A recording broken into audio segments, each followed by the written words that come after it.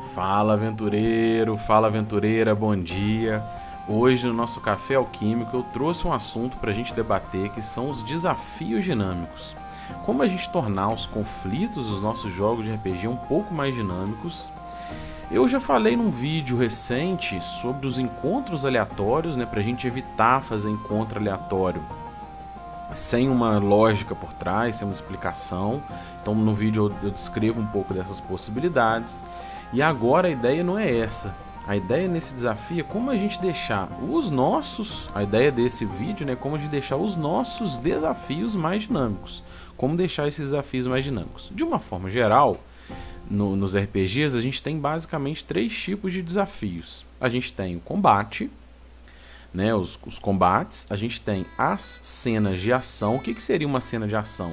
Uma tempestade em alto mar, uma tempestade de areia, uma selva fechada, uma chuva tropical, uma mata densa, escalar uma montanha. Esses tipos de cenas eu trago como cenas de ação, uma investigação de uma cena, uma exploração de algo. Eu trago como esse tipo de conflito. E a gente tem também as cenas dramáticas, que são os desafios envolvendo as interações sociais, a negociação com um bando de salteadores, a negociação com o nobre, a negociação com o guarda, essas interações que fazem parte também dos desafios. Mas hoje, para o vídeo não ficar muito extenso, eu vou trazer mais foco no combate. Então, como a gente deixar os combates mais dinâmicos, e depois eu faço um pouco o vídeo dos outros, reforçando mais uma vez que não é o que você tem que fazer, é um XP de coisa que eu venho tentando fazer melhor, e é óbvio que eu gostaria que vocês deixassem os comentários no vídeo para falar como vocês fazem, como vocês gostariam de fazer, ideias novas, porque a ideia nossa é trocar XP. E o que eu penso para a gente deixar o combate mais dinâmico, Como deixar o combate mais dinâmico? A primeira coisa que eu gosto de pensar é a gente evitar, de uma forma geral, a pensar no monstro apenas como um meat wall de inglês. O que é isso? Apenas como um muro de carne. Você parar as criaturas em frente os adversários, em frente os personagens dos jogadores, e ficar simplesmente rolando ataque contra defesa num combate estático e sem graça. Eu acho que isso fica monótono e perde um pouco da graça, do desafio, das interações possíveis que a gente pode aproveitar. É claro que às vezes o meat wall, entre aspas, ele pode ser estratégia. Às vezes você quer usar uns zumbis, umas criaturas que de forma lógica funcionariam assim de forma tática. Mas isso, como regra, você parar todo tipo de criatura e fazer aquele combate parado, monótono, eu acho que fica chato. É uma coisa que eu evito fazer. Então aqui trazendo, se você está fazendo o seu RPG num teatro da mente, se você está fazendo o seu RPG num grid ou está fazendo pelo Roll20, existem ferramentas para você criar mais dinamismo nesses combates, Eu gosto de pensar o seguinte: primeiro, é interessante a gente pensar na interação com a cena. O que tem em volta? Então, quando você vai jogar RPG com Teatro da Mente, eu gosto muito de explorar esses entornos que tem naquela cena. Então, se o combate está acontecendo dentro de uma taberna, você pensar que existe forma de você apagar a luz, você pode apagar uma tocha, tem mesas no meio para interagir, isso pode funcionar como cobertura, como dificuldade de movimento. E se você está usando um grid ou usando um grid de Roll20, ou um tabuleiro, pensa também nessas interações. A cena não é só o que está ali. Eu já dei um exemplo no encontro para trás, num vídeo para trás, mas eu trago de novo. Teve um combate num navio recentemente, uma aventura de uns amigos, que eu estava mestrando para eles, Tomb of Annihilation, e dentro do navio o feiticeiro usou um fireball, e aquele fireball virou uma cena de ação dentro do combate, porque na hora que ele usou um fireball dentro do navio, tinha bebidas, tinha lamparinas, tinha as velas, tinha várias coisas inflamáveis, e na descrição da magia fala que coisas inflamáveis, podem ser acionadas. E aí isso começou a criar um dinamismo muito maior no combate, com fogo pegando para todo lado, fumaça começou a trazer efeito de fog. Então pensa nisso, você traz dinamismo o tempo todo para sua cena de batalha, E eu gosto de pensar também que, de uma forma geral, salvo criaturas que não têm inteligência, como zumbis, é interessante a gente pensar que as criaturas também não querem morrer. Assim como os personagens dos jogadores, os jogadores fazem de tudo para evitar se colocar em grandes situações de risco, as criaturas também. Por que elas viriam de forma suicida, né? Naquele tradicional Mythwall? Pensa em tática inteligente dessas criaturas. Se é um Beholder, por que ele ficaria numa arena aberta? Ele iria construir o seu lar cheio de artimanhas, com espaço para ele poder flutuar, ficar longe dos adversários, né? Com pilares que ele possa usar como cobertura. Pensa nessas coisas, eu acho que traz dinamismo, traz muito mais vida para situações de combate. Então, por exemplo, no livro do jogador, na página 197, a gente tem umas regrinhas de cobertura que eu adoro. Porque ela é uma regra simples, fácil de aplicar. Você pode aplicar ela seja em situações de combate de jogos que você está fazendo teatro da mente, seja em tabuleiro, seja pelo Roll20, né, por ferramentas online digitais. É fácil de aplicar. Você tem a regra de cobertura parcial, né, que dá mais 2 de bônus na Armor Class da criatura. Isso eu estou falando de Dungeons & Dragons, mas é claro que se você estiver usando outro sistema, dá para usar a ferramenta que o sistema te expõe. Eu estou trazendo a ideia do D&D, 5ª edição, que eu acho prática. Você tem regra de cobertura parcial, que dá mais 2 de bônus no AC e saves de destreza. A cobertura maior, né, de 3/4, em torno de 75%, que dá mais 5 bônus de AC e save de destreza. E a cobertura total. Essa ferramenta simples te dá um monte de possibilidade de explorar dinamismo em combate. Eu uso isso em várias situações. Por exemplo, situação de chuva. O grupo está combatendo numa situação que tem chuva. Você pode aplicar aqui. A 30 ou 60 pés de distância, todo mundo tem cobertura parcial, pela regra da chuva. E se tiver mais de 60 pés, ele tem a cobertura de 3/4. E se tiver mais de 90 ou de 100, você não enxerga, vira um efeito de cobertura total. Simples assim, um combate, um teatro da mente, se você quiser. Ou você pode, no caso de uma ferramenta online, que eu uso o Roll20, você pode dar esse tipo de visibilidade de distância nos tokens das criaturas. Ou se for num tabuleiro na mesa, você mede, você fala, olha, a partir de 30 pés. Eu já fiz muito combate em floresta densa, em que eu fazia assim, a mais de 20 pés, o efeito era cobertura, a primeira cobertura, half cover. A partir de 40 era a segunda, a partir de 60 você não via nada, era total cover. Então são mecânicas rápidas que você não precisa também pulverizar, né, preencher o seu tabuleiro de árvores, de arbustos ou de qualquer coisa, mas você consegue aplicar essas mecânicas rápidas, mesmo no teatro da mente, para trazer dinamismo no combate, para pensar nessas coisas. Então eu acho isso muito bacana, aumenta a tática, aumenta o dinamismo da batalha.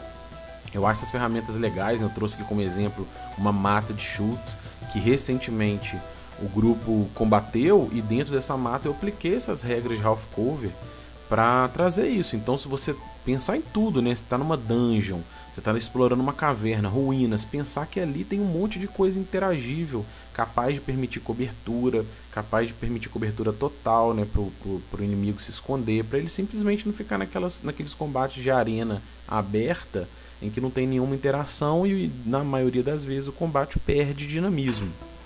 Então acho essa mecânica bacana. De repente colocar um rio no meio, né, água. Eu nem coloquei aqui, mas efeitos de terreno difícil, né, numa mata fechada. Pensar nessas coisas que trazem mais dinamismo para o combate, né? De uma forma geral, eu penso assim, outra ideia. Nem todo inimigo pode estar desde o início do combate revelado. Às vezes você, dentro de uma situação de combate, pode escalonar em algumas rodadas a chegada de alguns inimigos adicionais, às vezes até como efeito sorteado.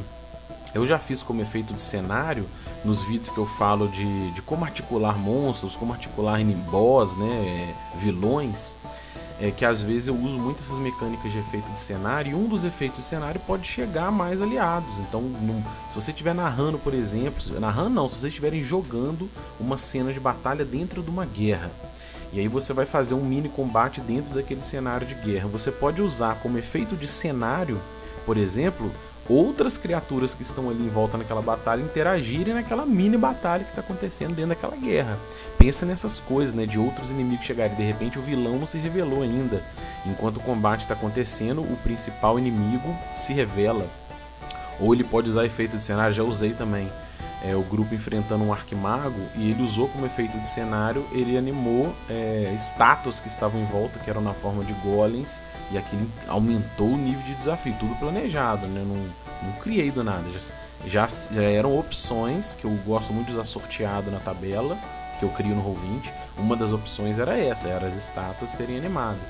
Então isso é bacana, você flutua esse dinamismo do combate, o combate muda curso de ação dentro da cena. Eu acho isso muito bacana também, é um XP que eu acho bacana, que eu uso. Uma outra coisa que eu penso também é a gente dar atenção para as habilidades especiais das criaturas. Eu trouxe como exemplo o Ape, do livro do monstro.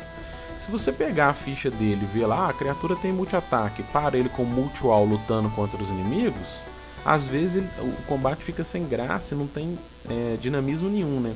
Mas se você pensar que ele tem uma habilidade que é o Climb, que soma bem com o Rock, que ele pode arremessar, olha que bacana.